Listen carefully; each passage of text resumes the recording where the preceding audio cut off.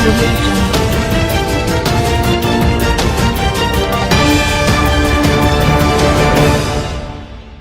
अस्सलाम वालेकुम। आप देख रहे हैं के न्यूज़ चैनल एचडी। मैं हूं मिनाहिल खान। एक अफसोसनाक खबर शामिल करते हैं शेखुपुरा से। एक और ज़ैनब दरिंदगी का निशाना बन गई। शेखुपुरा में बच्चियों से ज्यादती के बाद कत्ल का सिलसिला ना रुक सका। इस हवाले से रिपोर्ट करेंगे हमारे ब्यूरो चीफ ताहिर खान। जी बिल्कुल, एक और ज़ैनब दरिंदगी का निशाना बन गई। शेखुपुरा में बच्चियों से ज्यादती के बाद कत्ल का सिलसिला न रुक सका। थाना ए डिवीजन के इलाके में 16 साल घरेलू मुलाजमा मुबीना ज्यादती के बाद कत्ल कर दी गई।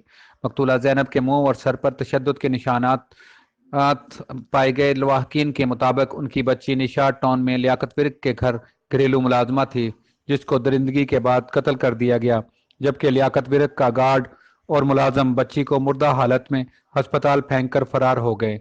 मकतूला बच्ची की वालदा ने इल्ज़ाम आयद किया कि मेरी बच्ची को तशद्दुद का निशाना बनाकर ज्यादती के बाद कत्ल कर दिया गया है, जबकि पुलिस कार्रवाई नहीं कर रही है। 5 घंटे से अस्पताल में मौजूद हैं, कोई बात नहीं सुन रहा।